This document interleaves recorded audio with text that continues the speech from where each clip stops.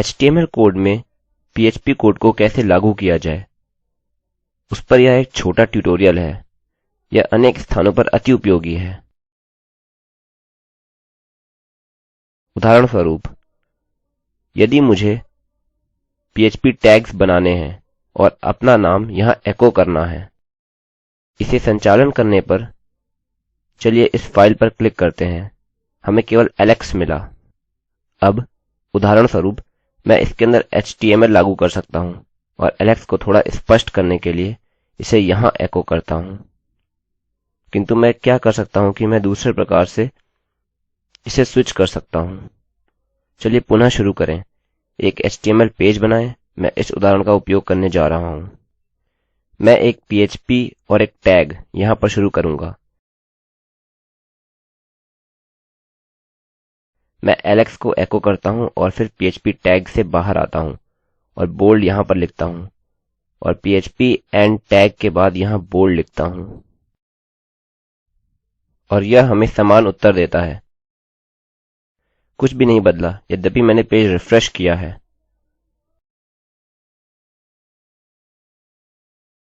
अतः हम इसे अंडरलाइन यानी रेखांकित में बदल सकते हैं और आप देख सकते हैं कि एलेक्स रेखांकित हो गया है।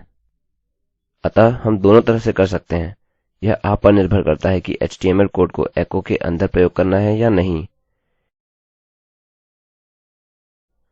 किंतु यहाँ इसके और अनेक लाभ हैं। अब यदि आप HTML जानते हैं तो आपको पता होगा कि इनपुट टैग एक टेम्पलेट टैग है। अतः चलिए टेक्स्ट लिखते हैं। इसका नाम नेम ही रहेगा और इसकी वैल्यू एलेक्स होगी। चलिए इसे रिफ्रेश करें और हम देख रहे हैं कि यहाँ पर हमें टेक्स्ट बॉक्स मिला है जिसके भीतर एलेक्स है। अब मैं गेट वेरिएबल हेडर को पाने के लिए PHP का उपयोग करना चाहता हूँ और उसे अपने इनपुट वैल्यू के भीतर रखिए।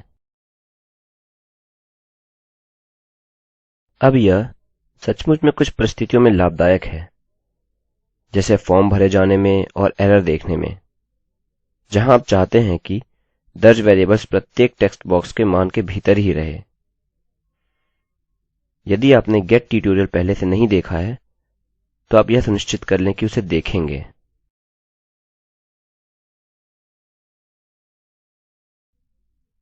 अब इसे कुछ लाइंस नीचे लाइए। स्पष्टतः हम अभी इस कोड को सफलतापूर्वक रन कर रहे हैं क्योंकि यह एक जैसी लाइन के आधार पर कार्य करता है। अतः आप यहाँ जो देख रहे हैं बिल्कुल उसी के समान है। आपको केवल इसे थोड़ा नीचे करना होगा और मैं यहाँ पर एक PHP टेक्स्ट बनाने जा रहा हूँ। यह एक अजीब भूरे रंग का दिख रहा है क्योंकि हम PHP हाइलाइटिंग पर कार्य कर रहे हैं और यह सचमुच में इस प्रकार के हाइलाइटिंग को पहचान नहीं रहा है। अच्छा, मैं अभी एलेक्स को एको करने जा रहा हूँ। चूंकि यह एक लाइन के आधार पर कार्य करता है, इन सबको ऊपर एक लाइन में ले आइए। अतः अब मैंने इसको इसमें लागू कर दिया है और लागू करना पूर्ण हुआ है। रिफ्रेश करने पर हमें एलेक्स की वैल्यू मिलती है। हम अब एक HTML वैल्यू के अंदर PHP एको कर रहे हैं।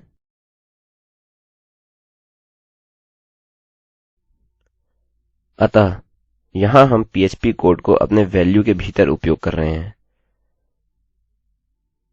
मैं $_get को दर्शाने जा रहा हूँ। याद रखिए, सिंगल कोट्स का प्रयोग करके।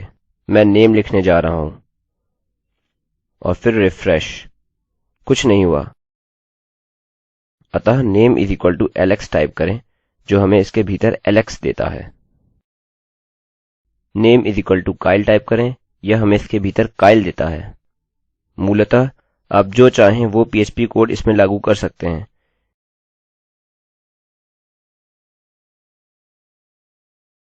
एको PHP info लिख कर देखिए और आपको एक बहुत ही अजीब उत्तर मिलता है। यह PHP info डॉक्यूमेंट का HTML कोड है। अतः आप देख सकते हैं कि इसके भीतर ढेर सारे कोड हैं।